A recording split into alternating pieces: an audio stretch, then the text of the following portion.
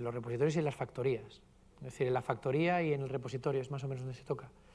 Luego, además, ahora mismo se toca también en los recursos. Ahora veremos cómo hacerlo, pero también vamos a tener que tocar, se habría que tocar resources para mantener el API. Es decir, el punto principal es que el microservicio nuevo y el antiguo, en un momento dado, al principio, cuando partáis el monolito, va a compartir API. Con lo cual hay alguno que va directamente al bounded context nuevo y vais a tener que hacer un tubo, un bridge ahí. Es decir, el recurso de recarga, si hay un recurso que recharges, que solo es de ese bounded context, pues en un momento va a haber que hacer un bridge al nuevo microservicio para mantener el API en el primer instante. Porque si no, las pruebas tenéis que tocar las pruebas y el microservicio a la vez. Ahora vamos a contar cómo sería el proceso, que es el que lo estuve haciendo yo el sábado, y escribí exactamente qué trozos cómo había ido haciéndolo, para tener claro cómo hacer. Y esa es la práctica. La práctica es, que os voy a dejar abierta porque no os va a dar tiempo, es que lo hagáis. Que sigáis los pasos que yo os he dejado, se puede hacer, el resultado está en la parte de CD, hay 2 contenedores justo en el resultado que tiene que dar la práctica. 2 microservicios partidos, esos puntos transformados en llamada REST, los puntos y las pruebas de aceptación funcionando. Entonces, está hecho para que lo veáis y os invito a hacerlo. Como quiero que terminara a la 1 y quiero hablar de lecciones aprendidas y que me preguntéis algo, voy a pasar muy rápido. La ley de Conway. La ley de Conway es súper importante. Significa que una organización, la organización que diseña un software, el software diseñado refleja los canales de comunicación de la organización. Es decir, si vosotros dos que trabajáis juntos no os habláis, el software refleja que no os habláis. Y hay más interfaces, hay más desconfianza. Si os lleváis bien, el software es de otra manera.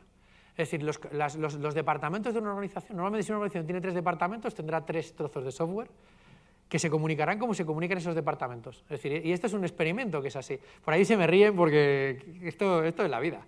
Es decir, esto no es esto es una ley porque el tío investigó muchas compañías y descubrió que los diseños copian el diseño del software copia el diseño de la compañía. Si tienes una organización así jerarquizada, tu software es jerarquizado.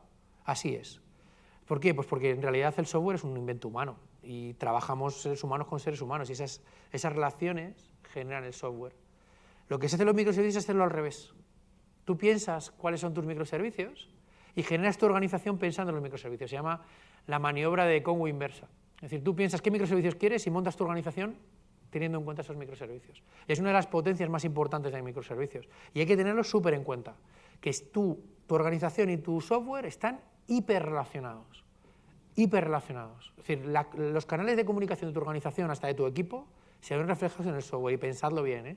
Pensad en cuando lleváis mal con alguien, en cuando lleváis bien, en los departamentos que hay, yo qué sé, es decir, yo he visto departamentos. ¿He puesto a grabar? Sí. Vale. Que has visto trozos de software que eran de un departamento y se veía. Tú veías la arquitectura y decías, claro, es que están aquí los departamentos representados, cada uno de ellos. Entonces, la ley de Conway dice eso, es decir, las comunicaciones, la comunicación humana reflejan el software. Tenedlo en cuenta y pensad en la maniobra de Conway inversa. Es decir, que en realidad vosotros pensad vuestros microservicios pensando en la organización que queréis. No sé si me estoy explicando. Es decir, pensad cómo se comunican vuestros microservicios, pero tened en cuenta la organización que estáis haciendo. Imaginaos un ejemplo que ha pasado últimamente que a mí me ha parecido muy, muy interesante. El departamento de normalización de tópicos de Kafka. ¿Vale? Se ha creado un departamento donde hay una persona que tú le tienes que pasar todos los tópicos de Kafka que quieres dar. Eso parece software, parece muy sencillo, ¿no? Porque estoy haciendo, pero estás generando la organización, tu organización se va a reflejar en el software y vas a generar un cuello de botella, porque todo el software, todos los microservicios y todo el software de la organización van a confluir en una única pieza de software donde van a estar ese repositorio de tópicos centralizado y vas a tener que has generado un cuello de botella organizacional, la organización ha generado un cuello de botella en el software. Entonces, el reflejo es bidireccional. Si tú hubieras hecho que cada uno de los microservicios hubiera tenido responsabilidades de esos tópicos, no hubiera existido ese cuello de botella, no hubiera existido ese departamento organizacional. Entonces, tenedlo muy en cuenta. Es otra de las cosas que si os vais con ella, guay. La organización y el software se ven reflejadas y las sonrisas que he visto por ahí significa que lo sabéis. Entonces, tenedlo en cuenta y cuando diseñéis vuestra arquitectura, tened en cuenta la organización que estáis creando. Es curioso que dices, estoy diseñando una arquitectura y estoy pensando en la organización. Es cómo la gente se va a comunicar teniendo en cuenta mi arquitectura. Es decir, estoy haciendo 3 microservicios, 3 bounded contexts. ¿Qué organización estoy creando a partir de esos bounded contexts? ¿Cómo son esos equipos? ¿Cómo se relacionan? ¿Qué flujos de comunicación tienen entre ellos y qué lenguajes viven? Es súper importante a la hora de diseñar este tipo de sistemas de microservicios. Vale. Razones para partir un monolito. El ritmo de cambio. Si vosotros veis que en una parte de vuestro monolito hay una parte que el ritmo de cambio es completamente distinta al resto del monolito, es una buena razón para partirlo.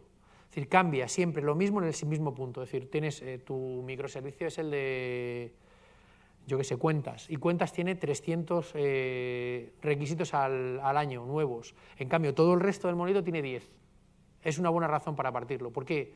Porque vas a poder desplegar esa parte mucho más rápido. Es decir, vas a hacer una parte pequeñita y vas a poder desplegarla muchísimo más rápido que desplegar todo el monolito. Porque si tienes un sistema muy grande, desplegarlo entero suele ser doloroso. Entonces, si tú tienes un ritmo de cambio de features nuevo en una parte del código, es muy buena razón para partir esa parte del código, ¿vale? La estructura del equipo. Si tienes un equipo en las Bahamas y otro equipo en Filadelfia o en Londres, la comunicación están en 2 zonas horarias distintas y es muy complicado que esos 2 equipos puedan entenderse bien. Volvemos a la ley de Conway, es decir, esos 2 equipos están en 2 zonas horarias completamente distintas, no van a poder hablar, no van a poder verse, no van a poder trabajar juntos. Sepáralos. Dale un microservicio a uno, otro microservicio a otro, de forma independiente. La parte del monolito que va para uno va para uno, la parte del monolito que va para otro va para otro. Es decir, la estructura del equipo, la ley de Conway inversa, define cómo estás partiendo tú el monolito. Para equipos distribuidos, aquí en España no es tan normal, pero, o no lo sé si es tan normal, a mí no me ha pasado tanto, pero en Reino Unido, con la gente que he coincidido yo, tienen gente en India, tienen gente en Estados Unidos, tienen gente en ahora me está pasando con los países, con Sudamérica, ¿no? Pero que si desarrollar de forma distribuida con 2 personas en 2 zonas horarias distintas es súper doloroso. Acabas odiando al otro tío porque te hace levantarte a las 6 de la mañana para tener una reunión con él o al revés. Entonces, separar esas si la estructura del equipo es de cierta forma, podéis separar esa parte del monolito en un microservicio para que pueda ser desplegado y cohesionado de forma independiente. Seguridad. Hay ciertas partes hay microservicios o zonas del monolito que tienen que ser más seguras que otras. Hay, por ejemplo, zonas que son PCI compliance, es decir, que para guardar un PAN de una tarjeta de créditos tienes que cumplir una normativa PCI, o tienes que cumplir SOX 2, o tienes que tener cierto tipo de normativas. Y no todo el monolito tiene que cumplirla, tiene que cumplir una parte, porque es la parte que está guardando los panes. Hacer el esfuerzo de que toda tu aplicación monolítica tenga que tener esas restricciones de seguridad seguramente sea antieconómico, pártelo. Haz un microservicio, ese microservicio guarda panes, que es la panera, y lo haces PCI compliance y consigues esos requisitos de seguridad que tienes que hacer. Es decir, los requisitos de seguridad son una razón también para poder partir el monolito. Me pones caras extrañas.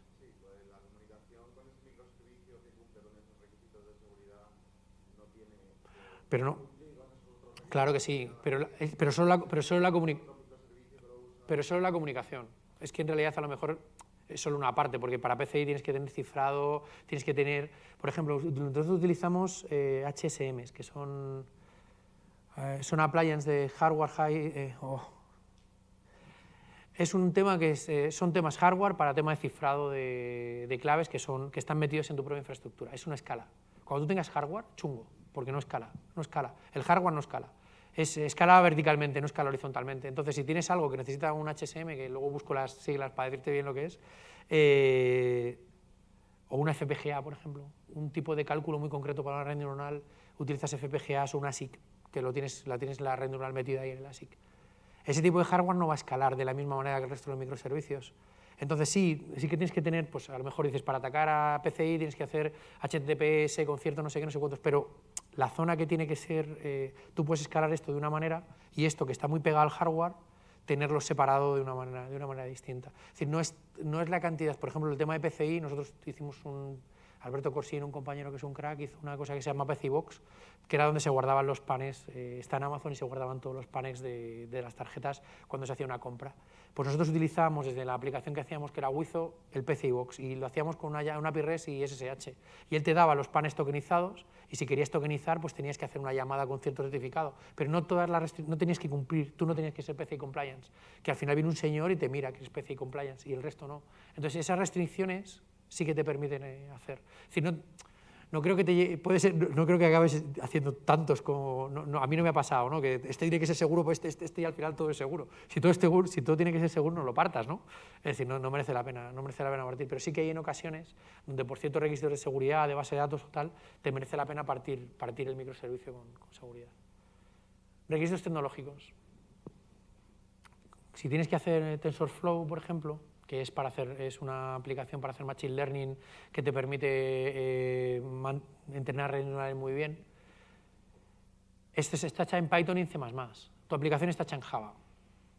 Dices, pues quiero usar TensorFlow.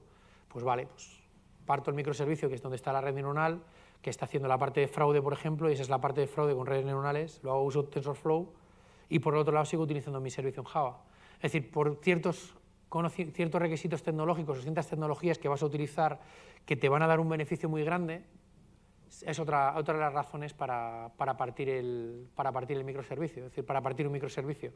Una zona del código que necesita una tecnología completa, por ejemplo, actores. Actores los da Scala y los da Erlang. La máquina virtual de Erlang es súper buena para trabajar en tiempo real con funcional, porque dices, mira, esta parte la hago en Erlang porque va muy rápido y utilizo actores para el tema de la concurrencia, pues vale.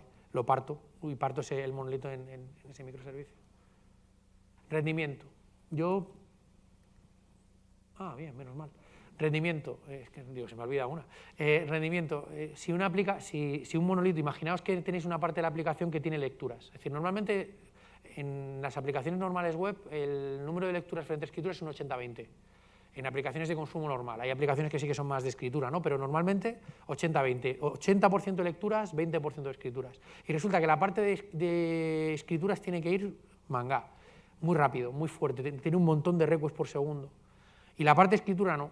La parte de escritura tiene otro tipo no tiene esa misma complejidad. Es más compleja, pero no tiene esa misma complejidad, esa misma fuerza de rendimiento. Partidlo.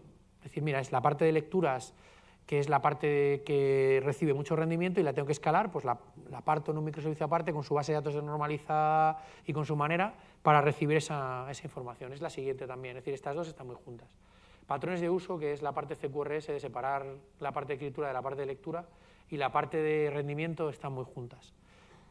Si el servicio se utiliza de dos maneras completamente distintas, pues es muy buena razón para separarlo. Yo uso mucho el patrón de CQRS, es decir, la parte de escritura que tiene muchas validaciones, necesita mucha base de datos relacional, tengo que hacer joins en tablas, tengo que mirar muchas reglas de negocio, la parto en un servicio. Normalmente las escrituras son menos comunes, ¿no? Entonces la parto en un servicio y la hago con una tecnología concreta de un servicio. Y la parte de lectura utilizo una base de datos no relacional desnormalizada que me permite hacer un rendimiento mucho más alto con una cantidad de datos mucho más alto. Y es completamente distinto. ¿Y cómo lo comunico? Con eventos. Las bases son distintas bases de datos. Entonces lo que ocurre es que... ¿Perdón? Sí, claro. Sí, lo que hago es redundancia y desnormalizar. ¿Qué ocurre? Normalmente lo que ocurre es, la base de datos llega a escritura, veo que la escritura ocurre, la base de datos da el OK, contestas al usuario y publicas un evento de que ya esa escritura ha ocurrido. Ese evento lo guardas o lo haces en un Rabbit, en un Kafka, en un Redis, en lo que te dé la gana, y hay otra base de datos escuchando, hay otro microservicio escuchando que lo que hace es escribir en la base de datos de lectura y desnormalizar lo que toque desnormalizar. Entonces, en realidad, esa desnormalización te permite tener los datos disponibles. Normalmente llega el tío, tu timeline, directamente, no hay joins, no hay ningún tipo de operación dentro de esa base de datos. Es una base de datos que en realidad es un microservicio que coges la información y la devuelves. ¿Qué pasa? Que los patrones de ese servicio escalan mucho más. Esos servicios los hago en Node, por ejemplo. Es decir, los servicios de escritura los suelo hacer en Scala, y los servicios de lectura los suelo hacer en Node, porque el Node lee muy bien y trabaja muy bien con JSON y trabaja muy bien en ese tipo de cosas, escala horizontalmente estupendamente, la V8 va muy rápida en temas de entrada y salida. Entonces, partes la tecnología y la responsabilidad, y al partir eso, tienes dos partes dentro del mismo bounded context, que son módulos dentro de un microservicio, más o menos, o microservicios, es que hay mucha controversia. ¿Esos son microservicios separados o son módulos dentro de uno? Son dos nanoservicios que están llamando ahora. Pues no se sabe, es una de las cosas que está la mayoría de la gente dice que son microservicios separados. Entonces tienes un microservicio especializado en la escritura y uno especializado en la lectura. Y los datos sí que están redundados. ¿Dónde está el single point of truth? Yo lo ponía en Kafka. Es decir, los eventos es el single point of truth. Con los eventos yo puedo rehacer los dos servicios. No sé si me he explicado en esto. Es decir, si tú cada cosa que ocurre en tu servicio de escritura publicas un evento diciendo lo que ha pasado, un hecho diciendo lo que ha pasado, ¿perdón? Totalmente. Sí. Yo llevo muchos años haciendo orientación a objetos, pero soy un convencido de que la funcional vale para ciertas cosas. Entonces, este patrón, el CQRS, es una cosa muy interesante. Si podéis leerlo, es muy interesante para poder hacer este tipo de cosas. Nosotros lo hemos utilizado mucho y está muy bien. Tiene alguna desventaja, que es el tema de la consistencia eventual, pero bueno, como en el mundo de los microservicios existe, pues lo que hacíamos nosotros era dar una fecha. Es decir, estos son los servicios, estos son tus movimientos a 12 de junio. Y como Kafka va muy rápido, va muy bien, ¿vale? Bueno, la práctica 2 es partir el monolito. Voy a contar un poco cómo habría que hacerlo, ¿vale? ¿Cómo habría que hacerlo? Lo primero, detectar cuáles son los puntos de un bounded context que llama al otro bounded context, es decir, dónde estás llamando al otro microservicio, cuál es el sitio que estás llamando a los otros microservicios. Lo siguiente es, crea un módulo vacío al otro lado, otro módulo vacío, donde no tengas nada de código. Entonces dices, mueve todo el código que necesites al otro microservicio, ¿vale? Mueve todo el código que sea. Si hay que repetir, repetid. Es decir, si te estáis utilizando, si un servicio utiliza una librería, un trozo de código es utilizado por los dos lados, lo movéis. Seguramente luego al final hay una parte de refactor que es sacar librerías comunes entre los dos módulos, pero ahora no tenéis librerías comunes. No os preocupéis ahora de hacer librerías comunes, solo movéis ese código. Después, ved cuál es el contrato que estaba definiendo. Es decir, yo lo que no toco normalmente es la clase, el repositorio se queda igual. Lo que cambio, si es el repositorio, cambio la implementación del repositorio para ver qué API se tiene que utilizar para llamar al otro. Defino el API y hago una implementación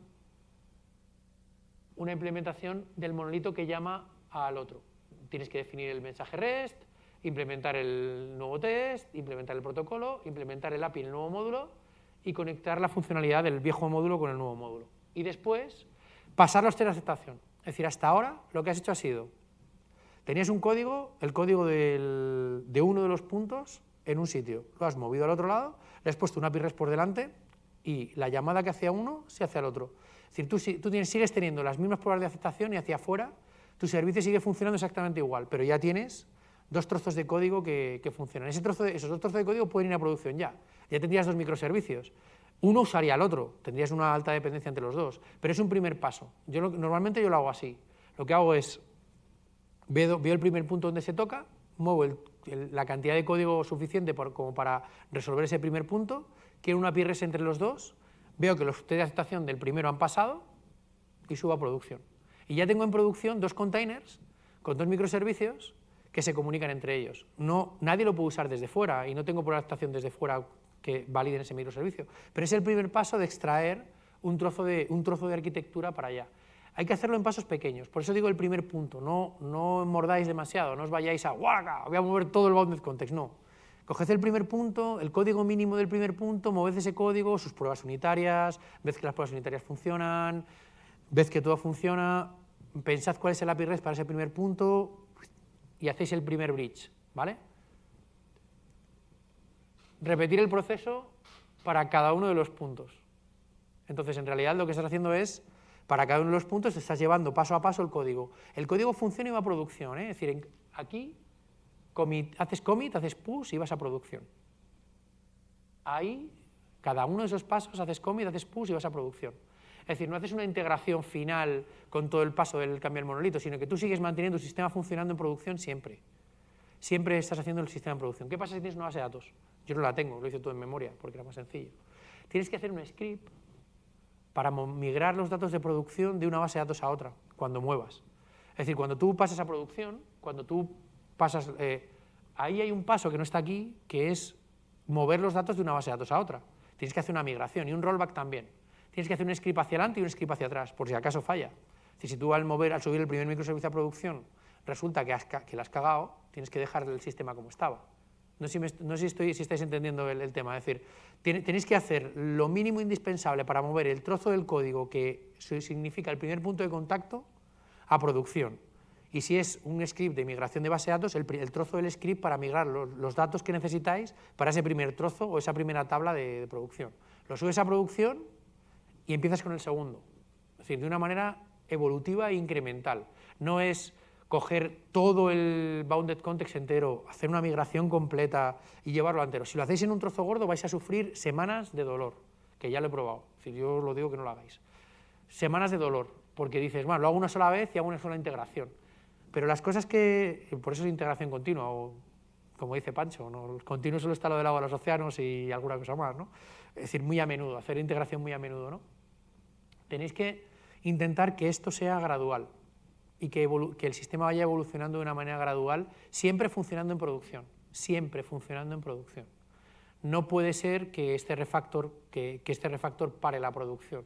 Y siempre hay que hacer script, sobre todo en la parte de base de datos, siempre hay script de up y de rollback. Hay herramientas como Flyway, creo que se llama, hay varias herramientas, hace como 3 años que no hago bases de datos relacionales, porque las no relacionales se suele hacer con...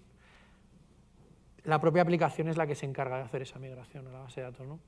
Y con Kafka y con los eventos se hacía de otra manera, pero en relacionales cuando yo lo hacía, había herramientas que te permitían, hay comerciales y hay open source, que te permitían mantener una traza de qué scripts tenías que utilizar en cada una de las versiones de cambio de software. Es decir, esto tendría que generar un script de base de datos que cuando yo pase ese trozo de código, las tablas relacionadas con el trozo de código que yo estoy pasando, pase los datos también.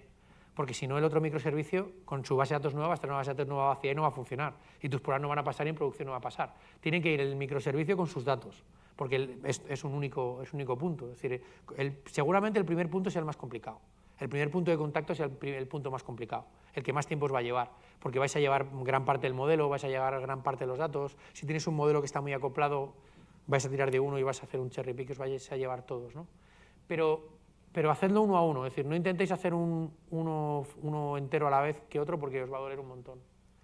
Vale, después, una vez que tengáis todos los puntos pasados, el resultado final es que tenéis un microservicio que llama a otro microservicio utilizando una API. Los test de aceptación están en este microservicio, ¿vale? No habéis cambiado ningún test de aceptación, los test de aceptación están aquí, llaman al microservicio inicial, que hace un bypass al otro microservicio. Y dice, joder, pues menuda mierda, ¿no? Tengo 2 microservicios, pero este no puedo utilizarlo, ya. ¿Pero por qué? Pues porque no queréis tocar las pruebas mientras estáis tocando el código. O se tocan las pruebas o se toca el código, pero no se tocan las dos cosas a la vez, porque al final, lo que decía, estás quitando tu red de seguridad. Tú tienes tus pruebas que te han asegurado que tu sistema está funcionando como estaba funcionando desde el principio, en producción, igual. Tus pruebas de actuación han pasado siempre en verde. Y tienes ya los 2 microservicios separados. Entonces, ahora, sin tocar el código, con los 2 microservicios funcionando, vas pasando test al nuevo microservicio. Los test que estaban funcionando antes los vas moviendo al otro microservicio, pero nunca tocas código. El código te está diciendo, te está asegurando que no cambia y que si las pruebas siguen en verde es porque el servicio está funcionando. No tocas ahora tu código es la prueba de tu microservicio, es al revés. Antes las pruebas decían que el código funcionaba y el código, como no se mueve, si las pruebas siguen en verde es que tus pruebas han ido bien para allá. Estás refactorizando las pruebas para separarlas en 2 microservicios y tener separados los 2 microservicios. Entonces tienes que mover las pruebas, tienes que extraer las librerías que tengan de código duplicado, librerías técnicas, nunca librerías de negocio. Si hay un concepto que es customers que está duplicado en los 2 lados, le dejáis duplicado. Ya evolucionará en el tiempo cuando tenga que hacerlo. No dupliquéis nunca, extraigáis nunca librerías de negocio comunes, Porque al final estáis haciendo que el modelo del... Estáis diciendo, cuando hacéis un microservicio, estáis diciendo, el modelo del microservicio A es un modelo distinto al modelo del microservicio B. Son modelos distintos. Entonces, si ponéis algo que comparten los dos, estáis diciendo que eso es una parte común de los dos. Y eso no es lo que queréis. Queréis separarlo. Pero las técnicas, por ejemplo, las librerías de logs, hay una librería de repositorios, la librería de assemblers, hay un montón de librerías que al final son técnicas, no tienen nada que ver con el negocio y que estáis duplicando código. Entonces, esas sí que las separáis. Y creáis un nuevo pipeline independiente. Hasta ahora hemos estado en un pipeline de integración continua común, porque teníais unas solas pruebas de estación. Y ahí, cuando tenéis las librerías separadas, tenéis los microservicios separados y tenéis las pruebas separadas, creáis un nuevo pipeline a producción que lleva el nuevo microservicio a producción. Y ahí tenéis los dos microservicios separados. ¿Qué está pasando? Que el microservicio A llama al microservicio B y los clientes están llamando al microservicio B. Hay que refactorizar los clientes para que empiecen a llamar al microservicio B desde el microservicio A. Cuando ya ningún cliente llama al microservicio A, podéis quitar los puentes que habéis hecho en el microservicio A. Esto suena a mucho trabajo, ¿verdad? ¿Suena mucho trabajo? Sí, pero el punto principal es que si lo hacéis de otra manera, vais a romperlo todo. Y si lo rompéis todo, vuestro jefe va a despedir. Es decir, es importante que no rompáis, porque si rompéis, es lo de siempre. No, es que estoy haciendo un refactor muy gordo y, bueno, no, ya funcionará dentro de 6 meses. No. El refactor tiene que ser continuo y estos cambios tienen que estar disciplinados para hacerlos continuamente. Y los servicios, se cambia el load balancer y de repente el load balancer empieza a llamar al otro lado, se hace una primera de un canary para ver si está funcionando bien el nuevo microservicio y cuando ya no hay nadie que está llevando en esas características al microservicio, hago una nueva versión donde ya no hay ninguna relación entre los dos microservicios y puedo trabajar en el servicio entero. Si, lo podéis hacer de otra manera, lo podéis hacer a lo bestia, es decir, corto, saco, rompo los clientes, pero la manera de hacerlo siempre teniendo el software funcionando en producción, siempre pudiendo meter nuevas features, por ejemplo, porque imaginaos que estáis en medio del primer refactor y tu jefe te pide una nueva característica, a ti no te importa, porque estáis en medio de un refactor, todo el sistema está funcionando, metes tu nueva característica y luego ya mañana seguirás con el refactor, evolucionarás tu refactor hacia otro lado. Si lo haces de golpe y tienes el sistema roto y tu jefe llega y los de marketing llegan que quieren sacar una nueva cosa a producción rápido, pues te van a despedir, porque vas a decir, no, es que estoy en un refactor muy grande en una rama y a lo mejor lo hago, vale, va, pues vete al máster y hazlo en el máster, vale, lo hago en el máster, y sigo haciendo cambios en el máster mientras estoy haciendo el refactor, y es como la tortuga de Zenón, voy detrás, es decir, nunca jamás voy a conseguir llegar a conseguir hacer las temas. Yo os recomiendo hacerlo así, son a muchos pasos, pero son pasos muy pequeños, siempre muy controlados, siempre teniendo el software en producción y siempre pasando las pruebas en verde, entonces estás asegurándote de que lo hago. Yo cuando lo he hecho, más o menos, siempre lo he hecho así, excepto la primera vez que lo hice de la otra manera y tuve unos problemas que no veáis, porque me creía muy listo y pensaba que lo podía hacer de golpe y no. Entonces, bueno, más o menos esta es la manera, esto es lo que yo os propongo que hagáis en la práctica, es decir, que cojáis el código que os hemos dado y que intentéis partir el pequeño monolito que tenemos siguiendo estos pasos. Yo esto estuve el sábado, lo probé y estuve el sábado como 5 horas haciéndolo. Es decir, haciendo ATDD, haciendo TDD en cada una de las pruebas, es decir, que vais a necesitar eso, un día más o menos de trabajo para poder partir, siguiendo este proceso, el monolito que tenéis. Porque más o menos a mí me costó eso, unas 4 horas, con mi hijo cerrándome el ordenador, golpeándome el teclado y tal. Tenía algún tema ahí, pero como yo conocía el código, ese Java y bueno, en realidad más o menos es un trabajo de unas 8 horas, teniéndolo siempre funcionando, lo que tenéis ahí. Yo os invito a que lo hagáis, os va a aportar muchas cosas y cuando os pongáis a hacer la primera de vuestro monolito, es un código es un código súper pequeño, hace 4 cosas, da de alto un usuario y crea una cuenta, ya está, no hace más. Y hace una recarga de código, el de recargas es tramposo porque en realidad casi no se utiliza ni en las pruebas. Es una cosa que yo he heredado para que me digáis, oye, es que este no lo tenéis por adaptación de él, ya, era a ver si lo detectabais. Hay un punto ahí de tirar alguna trampilla para que lo veáis, ¿no? Entonces, yo os invito a que lo hagáis. Quería hacerlo aquí hoy, pero creo que es imposible. Es decir, que es imposible. Y ahora ya para terminar, antes de ir a comer... Bueno, ¿alguna pregunta hasta aquí, antes de las lecciones aprendidas?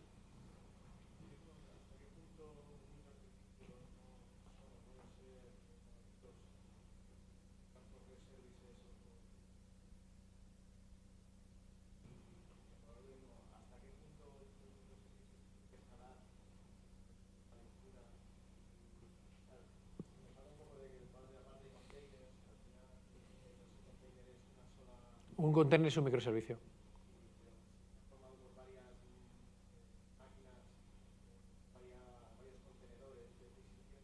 Un microservicio separado con varios contenedores. Esos ranchers los genera como stacks, en realidad. Es decir, tú defines un conjunto de microservicios o de piezas, de módulos en tu microservicio que al final dan una funcionalidad entera. Tienes un load balancer, esa tarde lo va a contar Raúl. Tienes un load balancer, tienes la funcionalidad del microservicio, tienes la base de datos y tienes varios procesos y varios containers funcionando en varios containers. Y de esos containers funcionan de una manera distinta. ¿Cómo es monolito? ¿En qué diferencia hay entre un monolito y un microservicio? Varios monolitos conectándose con REST y microservicios. No la hay en realidad. Es decir, no hay una. Depende del tamaño. Es decir, sobre todo depende de. Tampoco hay que ser tan dogmático. Quiero decir, a mí el dogmatismo me da un poco igual. Ya soy demasiado viejo para esto.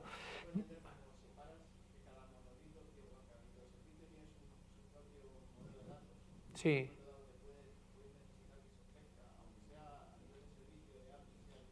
Sí. Sí, puede ser. Es decir, en realidad el punto principal es que tienes que, la primera vez que nos juntamos con James Lewis a charlar, me parece un tío súper cachondo y me dice el tío, no, es que todo depende. Y digo, ya, sí, ya. Sí, por eso me voy a preguntarte a ti, que llevas un montón de años haciendo estas cosas, he escrito un artículo y yo he venido a hablar contigo aquí a ver qué me cuentes, ¿no? Y yo te voy a decir lo mismo, es que depende. Depende mucho de tu funcionalidad y de lo que te he dicho, del ritmo de cambio, de la seguridad, de la tecnología, de los diferentes trozos que tienes en el microservicio, va a crecer más o va a crecer menos la funcionalidad que tengas dentro. Normalmente mi experiencia es que los servicios y que las funcionalidades puedes hacerlas, es mejor hacerlas pequeñas, porque realmente los vectores de cambio suelen ser distintos. Es raro que ocurra un microservicio grande donde solo haya un vector de cambio único. Me refiero que todas las cosas cambian de la misma forma. Por ejemplo, imagínate, yo doy de alta a un usuario y le tengo que mandar un mail. Podría ser un microservicio, un monolito entero. Y además de mandarle un mail, tengo que mandarle un SMS y tengo que mandarle una notificación push. Hostias, la parte de comunicaciones está cambiando. Sigo dando de alta al usuario igual, pero la parte de comunicación está cambiando. Y además, ahora tengo un smartwatch y tengo que. Entonces, de repente te das cuenta y dices, uff, es que esta parte, que es la parte de comunicaciones del servicio, está cambiando. Y de repente ahí decides partir. Entonces, tengo un microservicio que se dedica a esa parte, o tres. Puedo decidir tener uno o tener tres, dependiendo del cambio. Uno que se dedica a las comunicaciones y a hablar con el tío, y otro que es el que se ha encargado de hacer la entrada de usuarios. Pero no depende, es decir, que. Depende.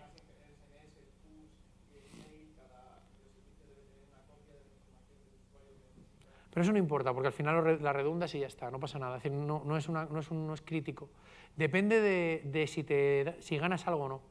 Yo siempre le digo a la gente, si fuera tu startup y fuera tu pasta, gastarías el dinero que vas a gastar en pipelines, en operación, en infraestructura y en trabajo, en eso, porque lo vas a operar tú. 3 microservicios, mucho más fácil cambiar uno de ellos. 3 microservicios, mucha más capacidad de operación, mucho más temas de migración de base de datos, muchas más pruebas unitarias, mucha más pruebas de estación. Depende. ¿Qué te diría yo? Haz uno, parte primero en uno grande y luego pequeño, y mira a ver cómo ese microservicio va evolucionando en el tiempo. Y si va evolucionando en el tiempo, pártelo. Y al revés, es decir, si ves que dos microservicios evolucionan de forma parecida y tienen cosas que hacen que al final cuando tocas uno toca al otro, júntalos. Es decir, que no solo es siempre partir, a veces tienes que juntar. Siguiendo también procesos similares a esto, siempre pasando las pruebas en verde, siempre manteniendo el tema, pero no solo es partir, también es juntar servicios que no hay. Y si hay un servicio que no se utiliza, mátalo también.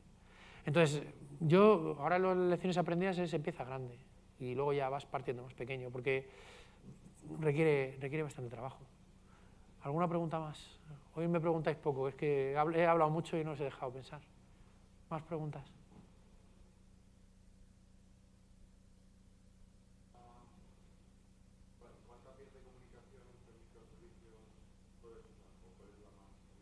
¿Perdón, cuál?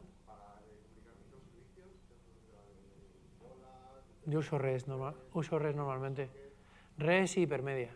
No sé si conocéis el tema de hipermedia. REST con hipermedia es quizá la que más me gusta. Y luego sí que hemos utilizado eventos.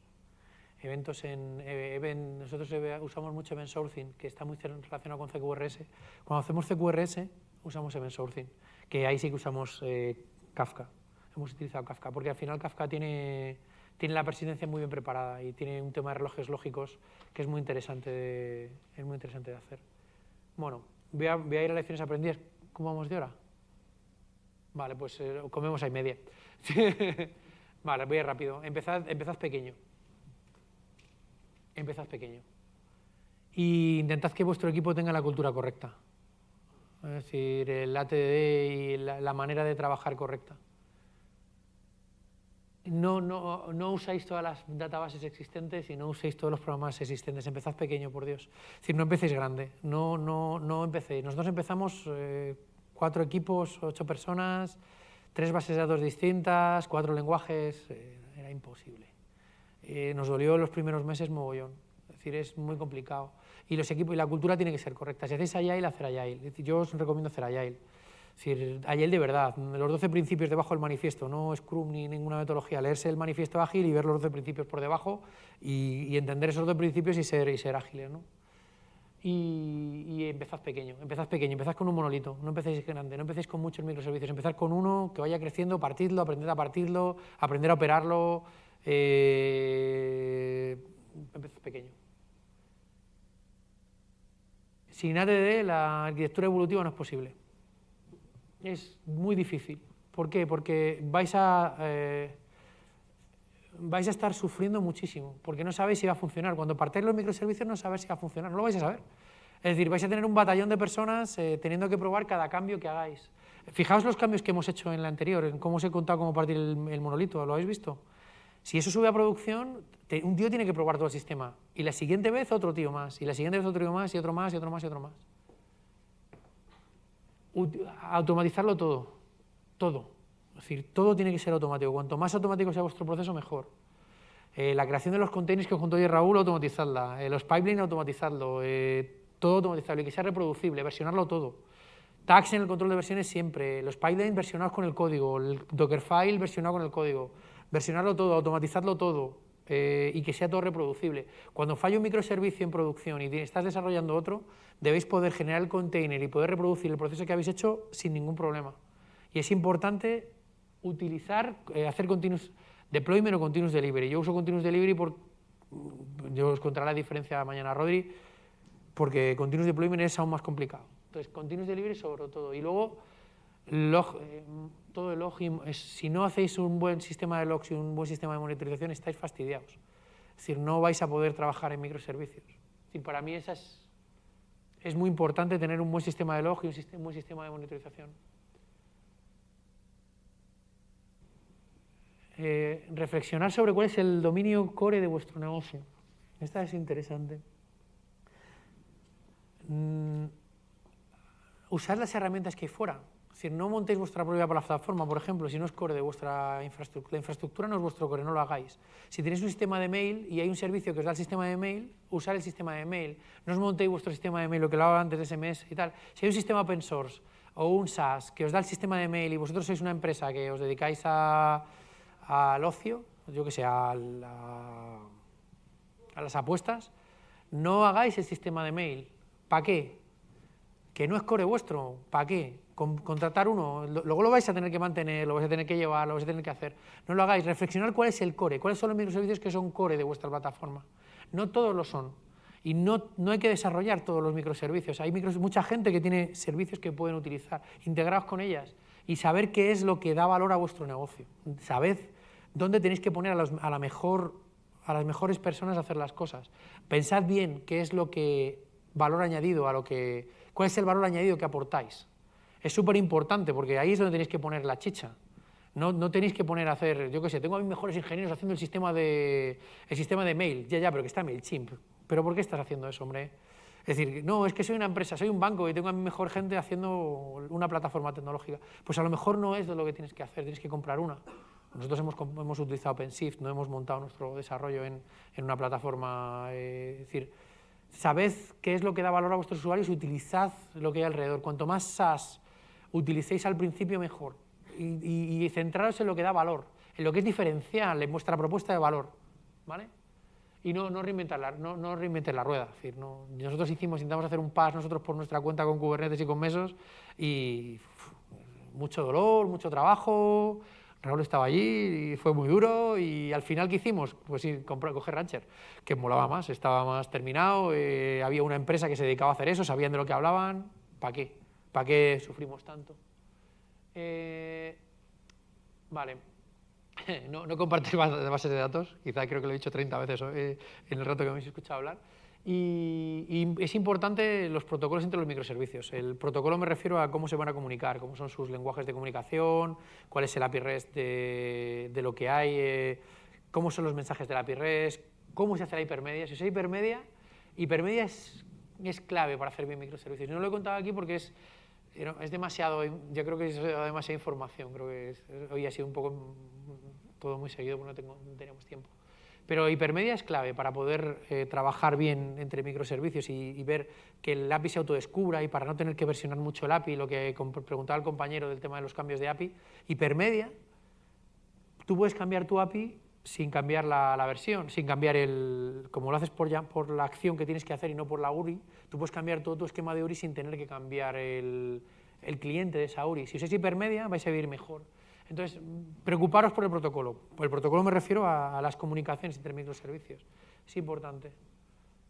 Bueno, los sistemas distribuidos son complicados. Lo que he contado antes del CAP, el teorema CAP es importante. Y estas tres cosas, circuit breakers, que es que cuando otro servicio no te está contestando, no le estés machacando porque a lo mejor le estás mandando un montón de requests y no te está contestando porque corta tu circuito, déjale, devuelve una contestación de tengo el circuit breaker abierto y cuando el otro servicio le dejas pasar una request y te contesta, cierra el circuito y vuelve a empezar. Es Hixtrix, que es la implementación de circuit breakers de Netflix, es muy buena y también las hay para JavaScript, las hay para Python, utilizar circuit breakers, bullheads. Hacer la arquitectura compartimentalizada, no como el Titanic, que tenía los compartimentos un poco más bajos y cabía el agua, sino que la arquitectura tenga compartimentos, es decir, que no ocurran fallos en cascada, es decir, que un servicio no haga que falle todo el resto de los microservicios hacia atrás, ¿vale? No, que no haya fallos en cascada.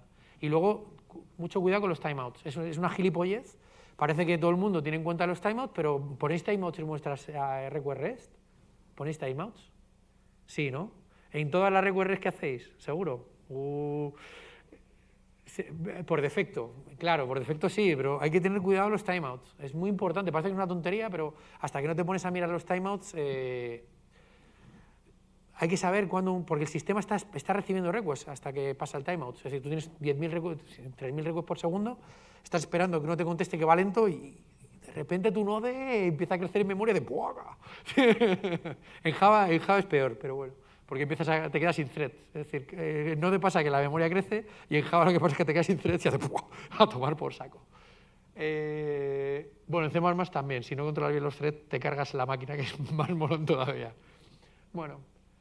Recordad a Conway, es decir, recordar la organización. Somos desarrolladores y la organización no nos importa, es decir, pero recordar la organización. Y la última, en serio recordad Conway, es decir, es súper importante, es quizá lo más importante de lo que hemos hablado hoy, es decir, la organización y el software están muy relacionados, no os olvidéis de ello.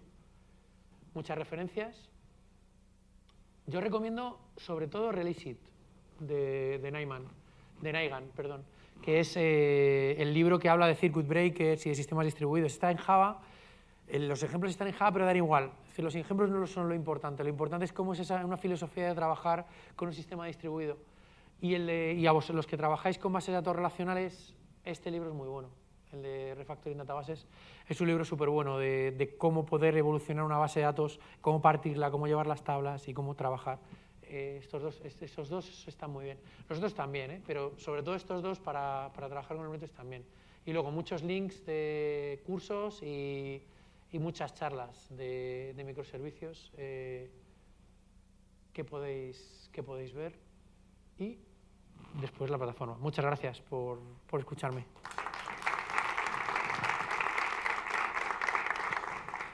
Si necesitáis cualquier cosa, mi LinkedIn estaba ahí. Bueno, yo voy a estar esta tarde por aquí, mañana no lo sé, porque me han puesto un par de reuniones. Si necesitáis cualquier cosa, escribidme. Es decir, que yo